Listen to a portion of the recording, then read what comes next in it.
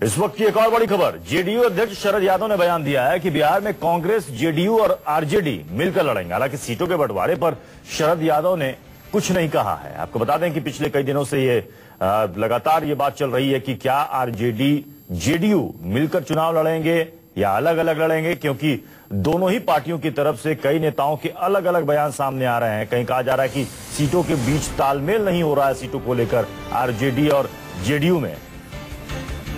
जनता परिवार का विलय बिहार चुनाव तक कहा गया कि इसलिए तकनीकी रूप से टाल दिया गया कि उसमें कुछ दिक्कतें आ सकती हैं चुनाव के वक्त, इसलिए दोनों पार्टियां मिलकर चुनाव लड़े। लेकिन इसको लेकर भी कई तरह की बातें आ रही हैं। मेरे साथ रमन कुमार हमारे संवाददाता इस वक्त जुड़ चुके हैं।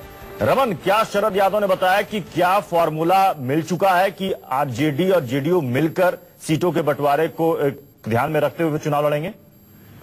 देखिए, आरजेडी नेताओं की तरफ से ये बयान है कि लोकसभा के चुनाव में विधानसभा स्तर पर सबसे ज्यादा सीटें आरजेडी को आई थी, इसलिए सबसे ज्यादा सीटें आरजेडी को मिलनी चाहिए। उसके बाद उन्होंने ये भी कहा था कि मुख्यमंत्री का चेहरा नीतीश कुमार न हो और ये फैसला बाद में होना चाहिए। लेकिन जेडीयू और कांग्रेस की तरफ से साफ तौर पर यह कहा गया कि नीतीश कुमार सबसे लोकप्रिय प्रत्याशी हैं और नीतीश कुमार की अगुवाई में ही बिहार का चुनाव होना चाहिए।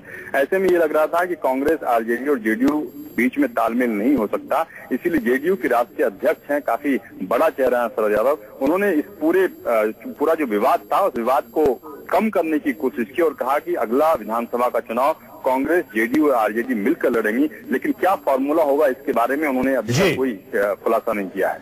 शुक्रिया रमन।